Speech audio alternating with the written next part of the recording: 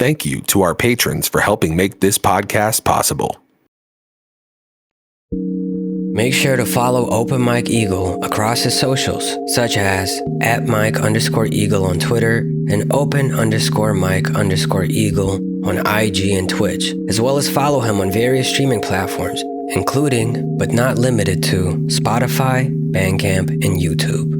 You can pre-order Open Mike Eagle's Dark Comedy 10th Anniversary merch now at MikeEagle.net. You can also show your support by subscribing to his Patreon at patreon.com/Open Mike Eagle. The man also happens to have his own digital podcast network called Stony Island Audio, which houses a ton of incredible hip-hop podcasts, such as What Had Happened Was, Secret Skin, and Super Duty Tough Work, just to name a few.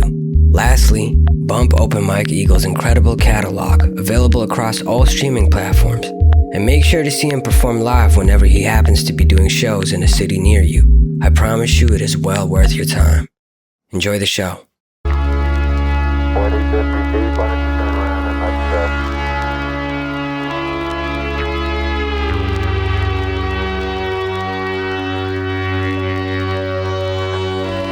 get back into the table. Okay. Let this turn around to your right. Set up. Forward.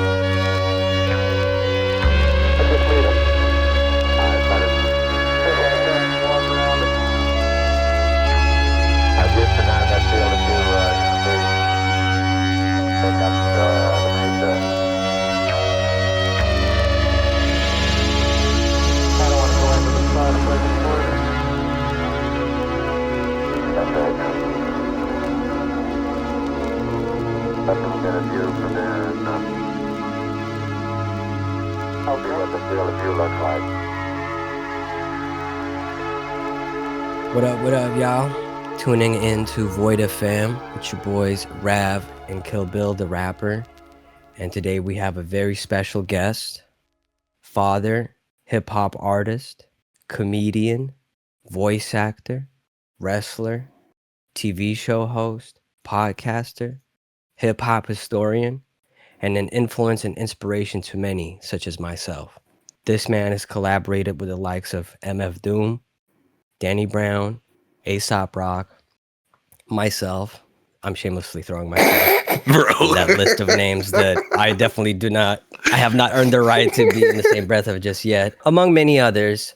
Welcome, Open Mike Eagle. Hello, that was very kind of you, and you should put yourself in there. I'd do the same, or I'd want to do the same and be afraid to. So glad you did it. Hell yeah. Welcome though, welcome. Yeah, thanks for having me. That was a very, very kind introduction. Thank you for that. Well, thank you you for killed that. making time for us. You are very much a hero of ours. You are someone I think many consider a legend. And I mean it in a non-condescending, oh, you're old kind of way. But it's implied, and that's fine. It's oftentimes implied, It's implied. I get it. You can't be a young legend. That's weird. That'd be weird. It is tough. Yeah, that's true. I guess you could be a young legend if you don't. I mean, everyone who dies young becomes a young legend, right? I guess. Yeah. Like Tupac wasn't even 30, right? You have to die young to be a legend. Yeah. Well, he did a lot. He started True. young and he did a bunch. That's the thing. I guess true. you have to have done a bunch, so it's hard to do a bunch when you're young. That's true. Yeah, 100%. Facts. That's definitely the case. I'm still young. I'm 32. Nice. So 32 is the new 22. Mhm. Yeah. So At that's 42, it stops. So I just want you to know that. It no Is that longer when it rolls stops? back. Once you hit 42, it's like, no, 42 is 42. That's it. Oh yeah. Okay. Good. It doesn't roll back no more. Good to I'm gonna know. enjoy my hairline for as long as I can. Yeah, not me. Not me. I gave up Yeah, on that a you long already time ago. Parted with that thing a while Yeah, back. dude. So we're all hip hop artists in here, with the exception of our producer Mitch, of course. But Never too late. Never too late to start. But he is a producer. He's an ill hip hop producer. Oh, He okay. Well, is. there you go. Mitch. I wanted to start today's conversation with a couple of tweets that I saw people engage a lot with on Twitter that James Blake posted. He said, if we want quality music, somebody's going to have to pay for it. Streaming services don't pay properly. Labels want a bigger cut than ever and just sit and wait for you to go viral. TikTok doesn't pay properly, and touring is getting prohibitively expensive for most artists. The brainwashing worked, and now people think music is free. And I want to dissect what is being said here, because I think it's very nebulous what James Blake is saying. I think there are some truths to what he's trying to say, but I think he might be pointing his finger in the wrong direction here. I don't think streaming necessarily has ruined the game personally. I think streaming is natural evolution of things. And I saw a tweet that you posted, sir, quote retweeting James Blake, saying, people stole music because websites were able to host the data for cheap. Data was small enough that people could store hundreds of albums on computers. Meanwhile, labels were still charging $10 to $15 for the same experience. Streaming arose as a market response to consumer behavior, which to me reminds me of something that Gabe Newell of Valve once said on a similar subject matter, but within the video game industry. He said the easiest way to stop piracy is not by putting anti-piracy technology to work. It's by giving those people a service that's better than what they're receiving from the pirates. And I think Spotify was essentially that for music. Steam's been that for video games. Netflix has been that for movies.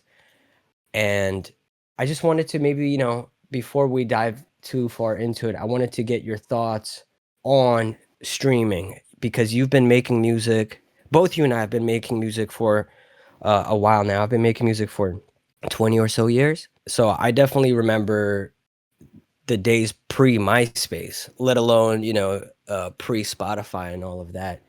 Did you notice, what are the effects that you noticed on your personal experience navigating your music career with the introduction of streaming? Much like I responded to, the response that you read that I posted, James Blake quote tweet. What I remember when streaming happened was that in that moment of time, the music industry was in a panic because we had gone from a musical economy that was based on every customer spending at least $10 a unit to an environment where, because of the accessibility of data, because we all had phones in our pockets and powerful laptops and desktops, internet had gotten really good and strong. And the ultimate truth of music in terms of data size is that it's just very small. It's very small. So as we can see societally, anything that you're asking people to pay for that is easily hosted and shared, that value is going to be, it's going to be affected. So you'll see it in journalism, like an article, an article on the internet is just a few kilobytes. Like it's too easy to host it and share it, whether it's copy and paste it, just, books. It's not a lot of data. So it's easy to copy, paste, spread it around, and that affects the value of it. So we had entered a place in music before streaming started where the value of an album had gone from at least $10 to somewhere between $10 and nothing, depending on the artist. And big artists used to get bootlegged the fastest. I recently found an article reading about the original people who worked in the pressing factories that were responsible for a lot of the bootlegging. And then people became millionaires just taking the CD as it comes into the pressing plant, or the files that go to creating that original pressing, and just selling it, because it was so easy to make money on that as an asset because there was so much demand for it and so easy to distribute. So it all kind of changed overnight. It felt like from beginning from when downloading started with Napster, and it was sort of something that felt like a small problem that was easy to be squashed. It had gotten to the point where the government was starting to go after individual people in college dorms who were downloading stuff off of Napster. But even Napster was a little complicated. You had to have a little bit of computer acumen to know how to download, set up this program, understand that you were sharing your files and knowing how to use directory systems to find files on other people's drives. You know, at the height of it, though, you fast forward 6-7 years from that point, when you got websites like Zshare, Mediafire, where you just zip it and post it, and then there's the link with the page, and then you can just send that to anybody. It became much easier to do. So people stopped having the expectation of having to pay for music, because it got to the point where listening to the newest album was a lot like turning on the faucet in your house. It was just, you expected it to be there, and there was nothing really stopping it from happening. And I think it's also, that lack of value is also exaggerated by the way music has always been marketed, because the value, the perceived value, the expressed value of music was never about the hundreds of hours it might have taken to put this album together, the hours of songwriting, the hours of recording, the hours of editing, the hours of mixing and artwork and all of that. None of that was what the labels were selling to people. What they were selling to people is, listen to this hot new album. Like, they were selling the experience of listening. They were never selling the work that went into it. So now, once the listening experience becomes easily accessible for cheap or no money, people aren't thinking about the value of any of the labor or work, because that's not what was ever being sold to them. That was never part of the narrative. So now we're at this point where the experience itself is devalued, the experience being the only thing that was talked about as the selling point. And so you have the environment that we were in. So when streaming started, to me, it felt more like, oh, this is how the industry is going to stabilize. It's going to use the behavior that consumers are already doing, which is they weren't streaming, but they were downloading files to a computer and, you know, either burning CDs or, you know, however it was that people were using media players. And, you know, so it wasn't quite streaming in a technical sense, but it was playing music using digital files and not being concerned about buying a physical package at all. And streaming seemed to be a way to take advantage of people's inclination to do that in that moment, and to give people that same experience, but with a price tag of $10 a month. And that price tag means you don't have to feel guilty about it anymore. You pay your $10 and you play what you want, and you don't have to worry about malware files eating up your important, you know, family pictures or nothing, you know, or your space, your memory space, because now it's not even 100%. Stored on your hard. Now hard you're in the drive or cloud. whatever, it's in the cloud. Exactly.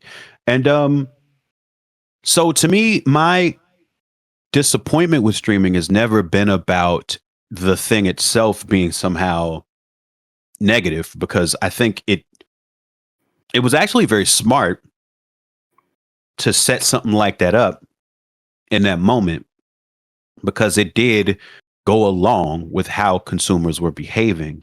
I think that without it, who knows what the business would have become.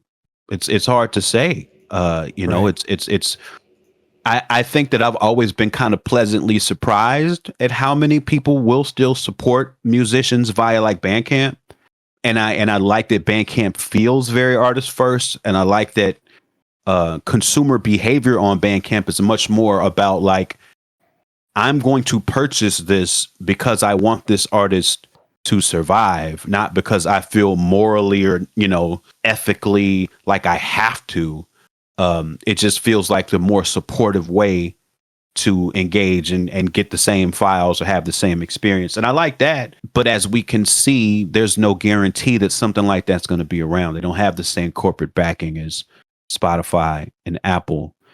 They seem to get passed around a lot, and we don't know the ethos of anyone who's owning it at any particular time, except that we know that they want to make money off of it. So we can't even be sure to how long that Bandcamp's going to be around. Right. So something like Spotify essentially streamlined what piracy was offering people, is just access to music. But here you are, you don't even have to torrent things. You don't have to spend time looking things up and verifying whether it's legit or not. You could just immediately stream things. And once you're part of the system, because of how big its user base is, it is the largest streaming platform in a world where over 83% of all music today is consumed through streaming services. So this is, there's a strong market dominance for streaming. And with such a big base of subscribers, you get really good algorithms over time because the user base is actively training the algorithms. And so people become really attached to the playlists they create, the playlists they follow, etc. You get trapped in this ecosystem that is hard to avoid. I think it is perfectly crafted for consumers, not so much for artists, right? That's why I feel like something like Bandcamp, probably more artist friendly, but people kind of have to go out of their way, I think, to, support artists on Bandcamp. I think the average normie, as it were, the average person you talk on the street might not know what a Bandcamp is, but everyone is familiar with Spotify to a degree. For sure.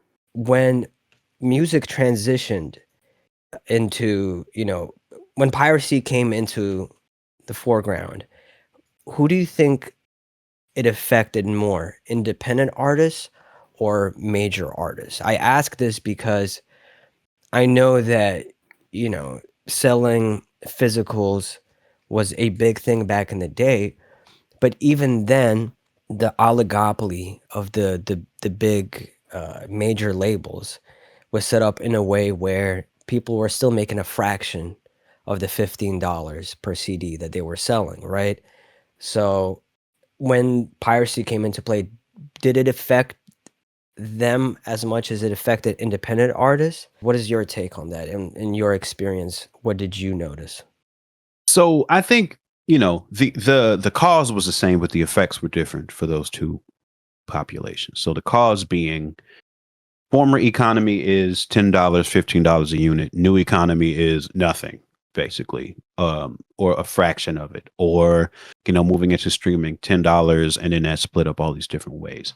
I think, yeah, the major labels were making money hand over fist. They were making ungodly amounts of money at the peak of the CD era. So when that change happened, it certainly affected the corporate side of music a lot. There were a lot of layoffs. A lot of labels went away. A lot of subsidiaries folded. There was a lot that had to happen. There was a lot of upheaval in the transition from that larger economy to this newer, mostly digital one. On the independent side, though, as what usually happens when when changes come into the marketplace for independent artists, it can just be obliterating. It can be devastating. The thing about the CD market, and I always like to remind people about this, is that if you were an independent artist in the CD market, part of the bargain, part of the benefit of being independent was if you sold a unit, you got to keep a lot more of that money. You may even have it set up where you keep the entire $10 because maybe you paid for the entire manufacturing and artwork. You paid for that whole process. So you completely keep it. Whereas if you were on a major label as an artist, you got maybe $1 off of the $10, $15 CD. That's right. Like the bigger artists got $1. Like, major label artists that were still coming up might get 80, 75 cents. Like that pie was split a bunch of different ways. So being independent meant you get to keep more of that $15 transaction. And if you were an independent artist, let's say in 2004 or 5, right? If you put out your new album and you sold 1,000 of it, that is, $10,000 to $15,000 that you've generated, and you could potentially do that twice a year, 3 times a year. You could sell more than 1,000. It made more of like a living wage for an independent musician, and based off of that scale. The thing about the streaming model is that if you're still moving giant volumes, if you're a Drake, if you're a Taylor Swift, and your songs are getting billions of streams, then the fraction of a penny thing still works. It's still a lot of money if you put it together on that level. If you're independent and you're moving the equivalent of 1,000 units 2 or 3 times a year, in the streaming model, it's not a living wage. It's so much less than $10,000 to $15,000 that it's like laughable. And I do think that's part of what James Blake was trying to communicate. I think it can be difficult to have those discussions, though. I like that you mentioned earlier that you wanted to dissect it, because I think it takes some dissection. I think that he was conflating a lot of his arguments together when these things really need to be analyzed and taken apart and kind of, pulled apart thread by thread. Yeah, I think there is sort of inadvertent romanticization of the old, whereas my opinion on this, I have like a very cynical take on the music industry as a whole, because as far as I can tell, it has always been an ever shrinking oligopoly that's been in control of the whole thing. Currently there are only 3 major labels left after Crazy. all the mergers that have occurred over the years, and Spotify pays all 3 majors a fee yearly to lease out their catalog. The 3 major labels also own stakes in Spotify. The 3 majors also control the 3 major playlisting companies on Spotify.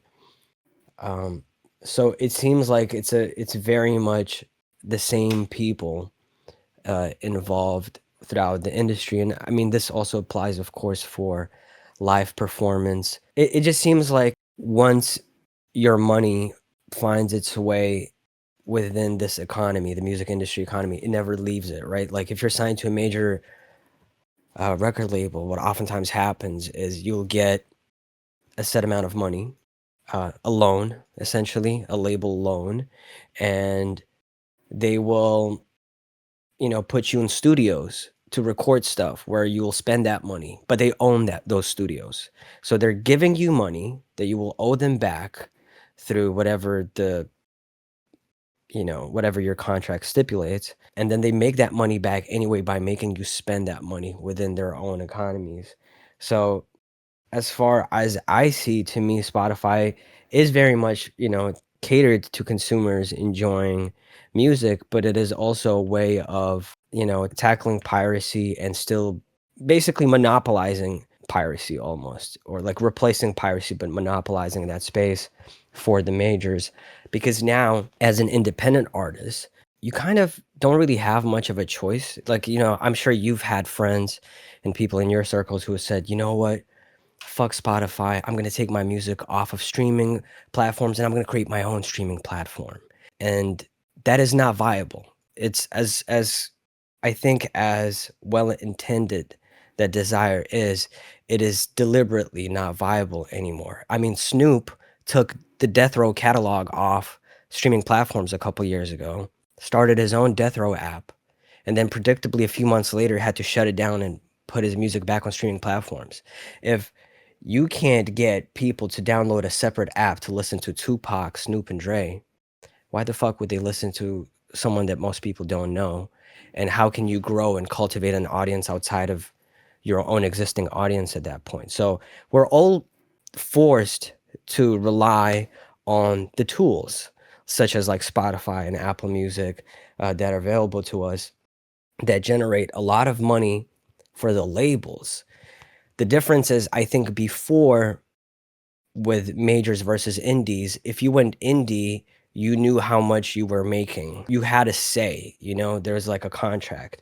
Whereas now, when you go into contract with Spotify, as it were, you have no bargaining power. You are getting a slice of a peso, and there's nothing you can do about it.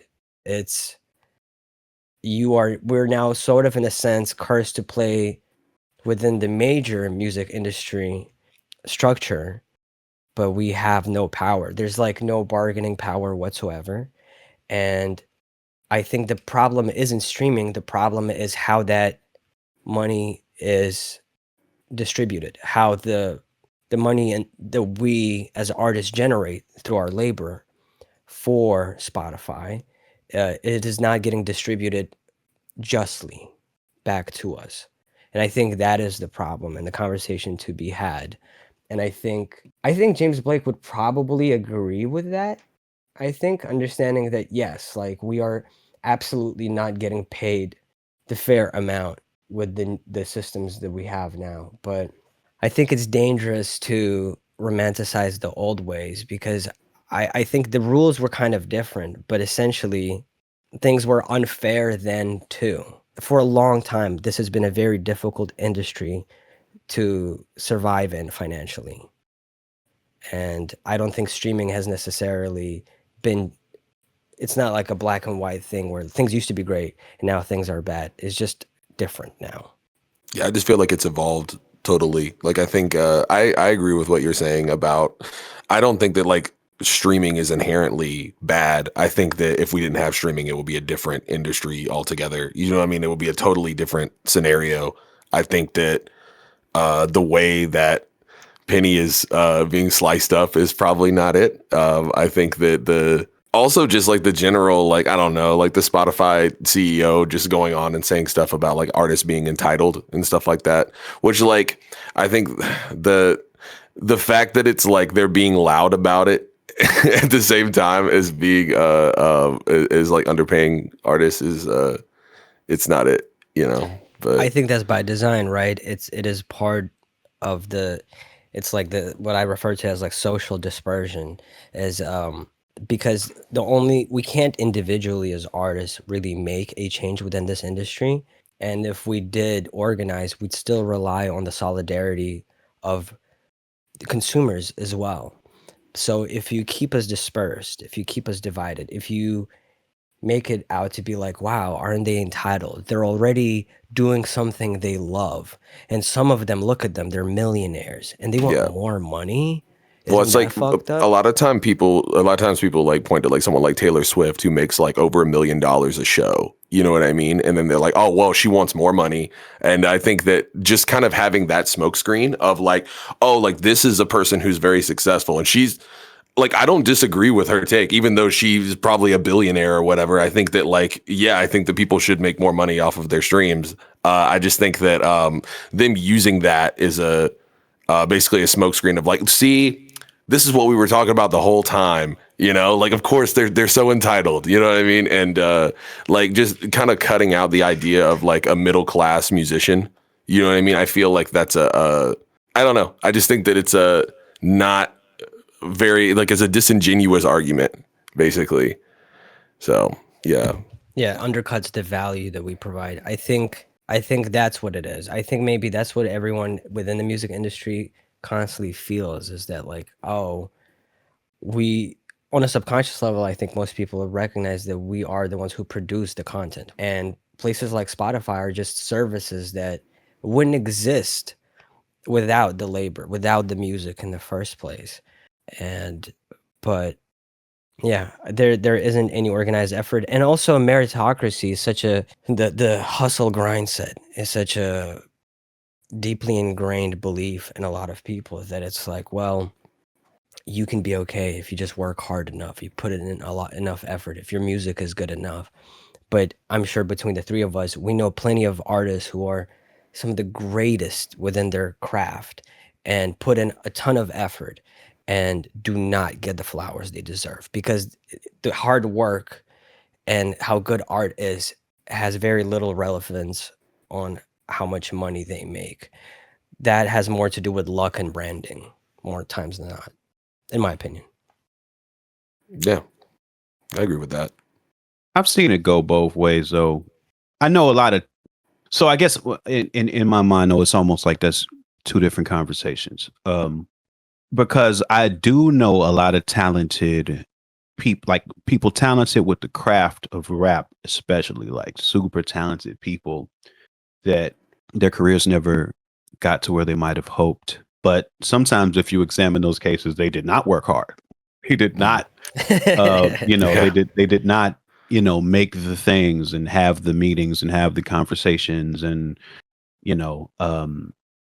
package a product and all the stuff you kind of have to do on the independent. Like you have to wear a lot of hats. And I think some people believe that just their talent alone should make all those other things happen for them. And, unfortunately, if you're not on a major label, that's just not the case. But yes, I will agree that all the talent and all the hard work does not necessarily guarantee that you're going to make a living from music, because I agree that does take a lot of luck and luck and timing and planning beyond what a lot of us are blessed with. Like a lot of us put time into making music instead of learning marketing. So, if you're not fortunate enough to have somebody in your circle that knows how to navigate that, it can be really, really difficult. For sure. And when I say luck, I guess it's a very nebulous term because I think it's all encompassing. To me, being born in America, for instance, is already puts you in a way luckier position than if you're born in Zimbabwe, trying to make music pop off.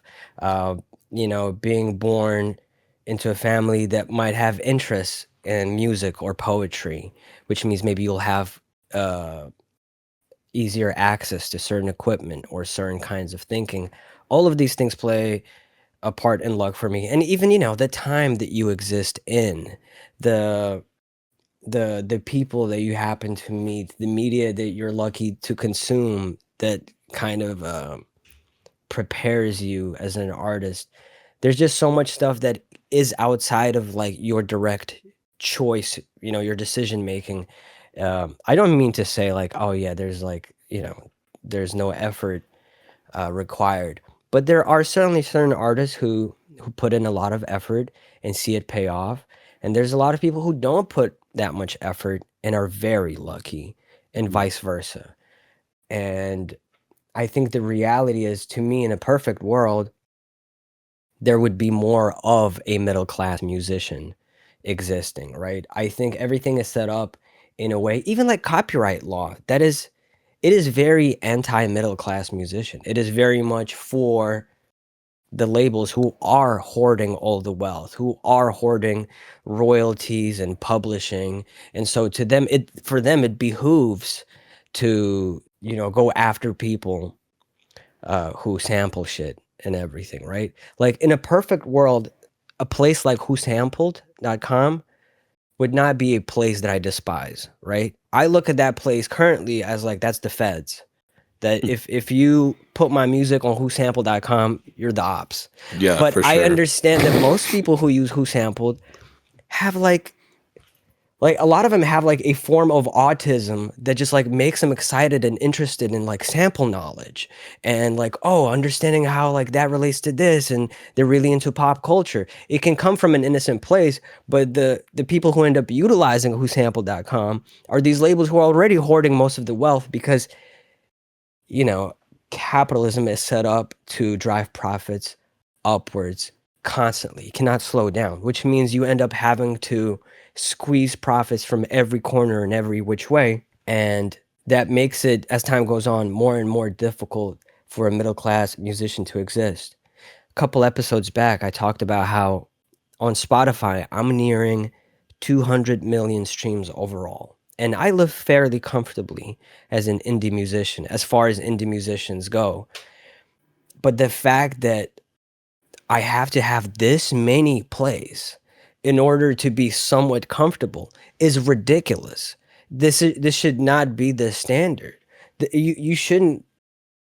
I feel like that's crazy. In many other industries, if that were the case, I think we could look at that and be like, hey, that's outlandish. A little egregious. Yeah. A little egregious. Yeah. But music is seen as a very like selfish pursuit because, again, I think it's a combination of, again, meritocracy and maybe remnants of Catholicism and everything. But for so many people, life needs to be about suffering. It seems on a subconscious level, people think that life is suffering, that you can only have good through overcoming the bad. And I don't think that has to be the case. I don't think that is a fact of life. I think that is a circumstance of the framework, but does not need to be the case. And a lot of people buy into it. People hate popular and successful musicians, YouTubers, actors way more than successful doctors, right? Even if those doctors might be making more money and have more stability within their lives, because music and all these other things are seen as selfish pursuit. In a perfect world where resources are distributed across the world justly, I think we'd see most people, if they had the option to partake in sports and art, I think almost everyone would be participating in some form of expression in that regard. So I guess what I'm trying to say with that is that for me, it's hard to imagine a world where a lot of the issues we're talking about are addressed until there is a level of solidarity with musicians and between musicians. And the same goes for other industries as well, it's just general class consciousness. But I don't think there is anything in the short term that can be accomplished outside of the rules of the game that is before us. Some people, I think, have adapted. I think people like rhyme sayers and strange music adapted during the time when piracy first came in. These were some of the people that pioneered touring as a mode of combating, the financial discrepancies in their lives. Just touring almost every day of the year, selling tickets, selling merch while they're on the go was a way to make money. And it's great. The ingenuity of people is always something to behold and is beautiful. And you see indie artists this day, as you said, sir, that each person is basically a jack of all trades now within the indie industry. Like for myself, I produce, I mix, I rap, I perform, I edit videos, I animate, I do my social media stuff, but it's just not how it should be, I don't think. I mean, there's pride that you can derive from being like him, that person who can do all the things, but it sucks that it has to be that way. It should be enough that some people could just play the piano real pretty and just let them cook, or someone who can rhyme really good but doesn't have a good understanding of cover art. That's okay. He can work with someone who does have a good idea about how to handle these things. But now everyone's just forced to become like an analytics genius. Everyone's just talking about analytics now, oh, this will drive the algorithm in this way, this will do that, this will do this, you have to do this, that, and the third. I think continuing to just find strategies combating the structures is going to keep putting us at a disadvantage time and time again. We're just always adapting to a system that is not favorable to us.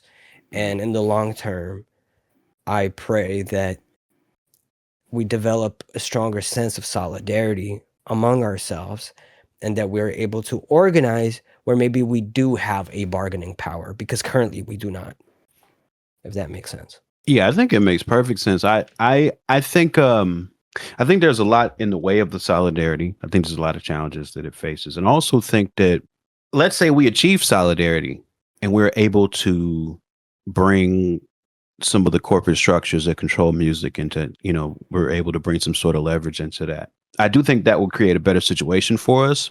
But in a sense, I don't think it deals with one important aspect of the problem that we're facing. And, that's the same problem that journalists are facing, the same problem visual artists are facing.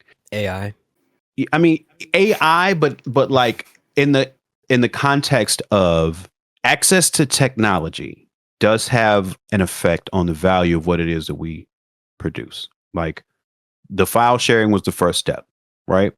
With the advent of AI and the advancements of it, we are now going to see the same technological advancements start to devalue a lot of different types of labor.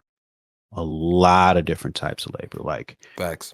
More it's more akin now to like, okay, how did the experience of being an employee at a grocery store change once they were able to replace some of those checkout positions with self-checkout, like And I'd love for us to explore that and see how that affected that line of work, because I think that's what we're facing societally. Like we're going to have to confront the idea of everybody having enough labor to do to make a living is not going to be of a sustainable way to think about things going forward, because technology is going to be able to achieve so much in the way of labor, and there's nothing that's going to stop corporations from using that. Like, that is capitalism. Capitalism is all about the bottom line. Capitalism is it's always going to be this undercurrent of the corporations using any means they can to save money, regardless of its effect on, the human populations. It's especially when it comes to paying living wages, because they don't want to do that to begin with. They don't want to do that. Like, they only have to do that because of past labor laws. I think that we're going to have to come to some sort of kind of UBI, some sort of living wage system that's divorced from the idea of labor. And I think like there's a lot of resistance for people to see that that's what's happening and have those kind of conversations, because I think some people's philosophies won't allow them to think that way. Like you said, we kind of have this idea of life being suffering and this Puritan work ethic, and we just define ourselves by our labor. But we're going to reach a point technologically where that will not sustain society. There's going to be too much unemployment, too many people not being able to consume, which is the engine of the economy. Yeah. And I think we have to start to envision a society where labor and income are no longer as dependent on each other. I think that's going to be a difficult thing to overcome, but ultimately I agree with you. The reality is, like, any technological developments, in theory, should be very good for mankind. They should make things easier. They should mean that we need to spend less time to work. If technology comes in and it streamlines things and it makes certain things efficient and it replaces certain human effort, surely that means we should have fewer working hours. Surely that means we have more resources to distribute across the population. But under a capitalist framework, that's never going to be the case, because technological improvements become excuses for redundancies and layoffs, because now you have a machine that can do something for way cheaper than a person could. It is a way to minimize expenses and drive profits up. That is a systemic outcome of capitalism and late stage capitalism. And I think even with a universal basic income, I worry that capitalism would work in a way where it would very much acknowledge that and still find a way to drive profits up, just because inherently that is how capitalism works. I'm not saying, oh man, I'm expecting a revolution or something like that. I don't know if I'm as optimistic about things like that, but as I was when I was younger. But I do think at the very least, if we can improve class consciousness and class solidarity amongst all people of all industries, I think we will be more informed in holding our representatives to account. Because I think a lot of people are just uninformed. A lot of people don't understand that what you're experiencing is not a force of nature. It is an outcome of decisions being made by people who bleed just like you.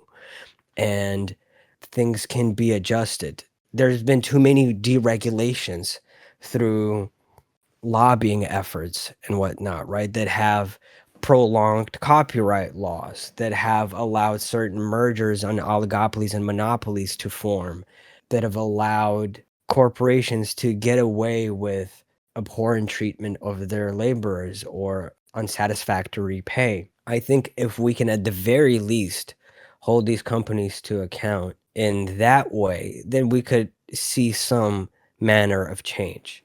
For instance, if Spotify introduced a second tier subscription where you pay a bit more, but each one of your listens ends up paying the artist more that month that you're subscribed for or whatever, and they can figure out a way where Spotify's still making money off it more than they're losing. There could be a way through streaming where we could find a way to make more money for artists. However, I just don't see it not spiraling ultimately back into finding excuses to pay artists less so that they can collect more money. Because I think that's ultimately what all the AI conversations are about. I think, again, in a perfect world, most people wouldn't care how good AI becomes.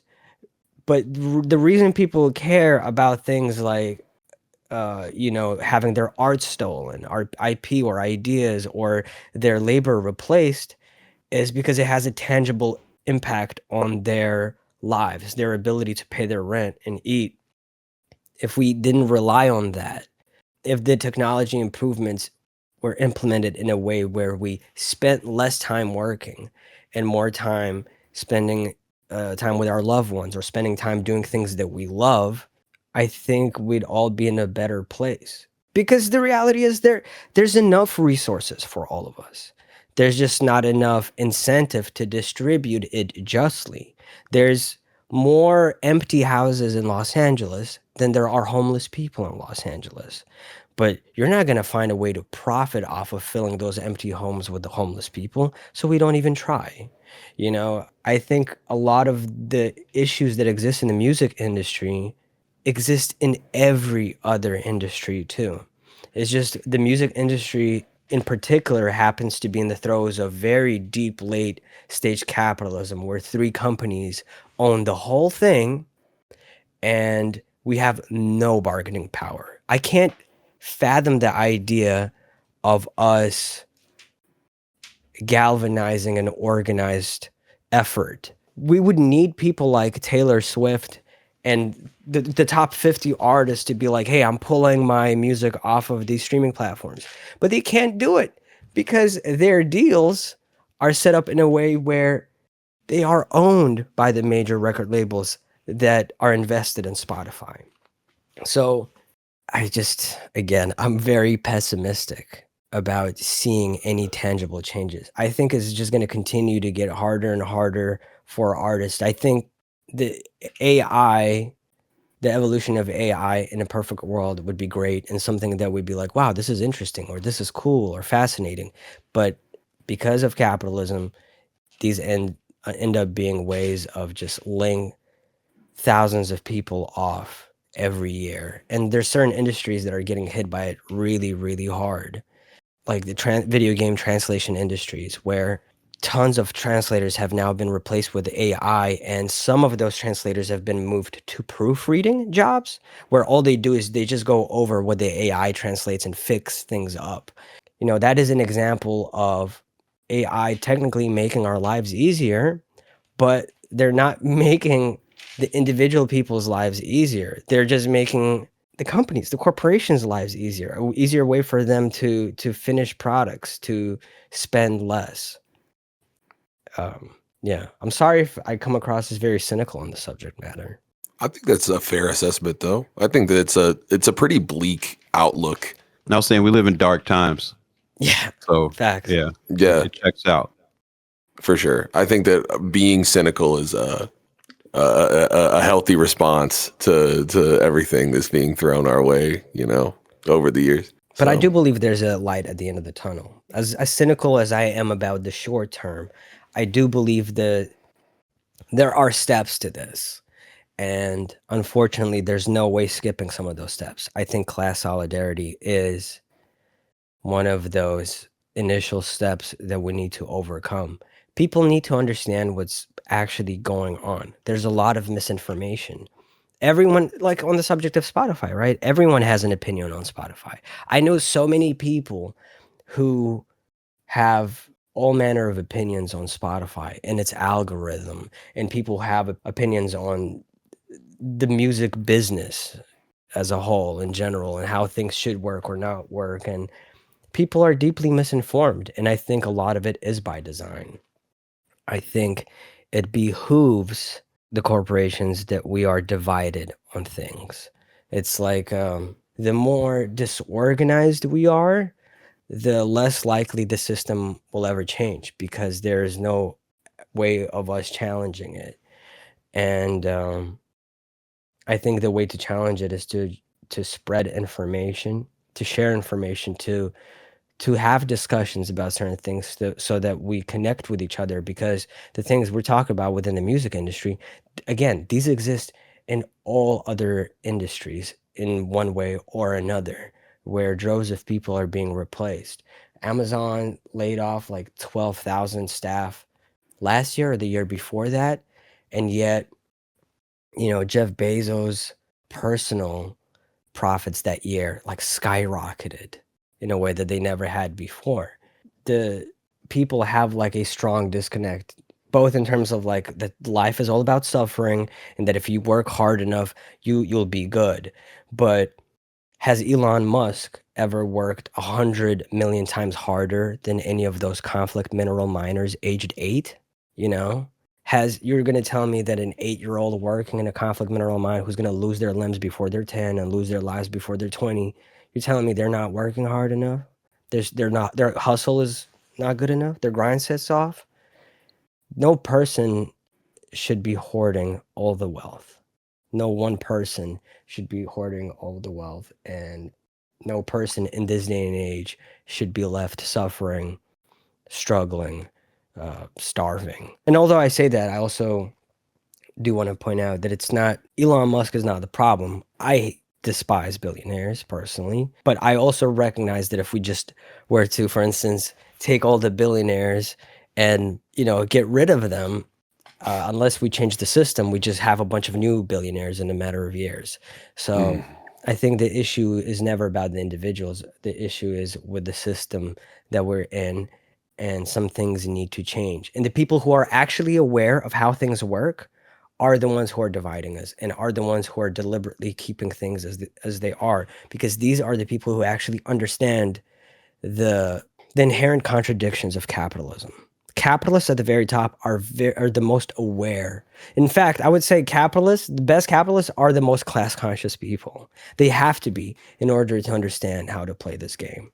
They spend a lot of money on think tanks to get exactly, yeah, for sure, because they know it's not mysterious, No, Yeah. it's all by design. So I think for us to be able to play on an evil ground in order to have a conversation, we need to understand these things, and most of us don't. So I don't know. What would be your advice to artists in this day and age, Mike? Oof. I guess, the one good thing about social media has been there's only so much that big corporation can do to stop something from spreading if it's potent. And I think that, if you look at the history of social media, or you look at currently at TikTok and YouTube and, going back through Facebook, MySpace, Twitter, all of that, there is a fertile ground for organic spreading on these platforms.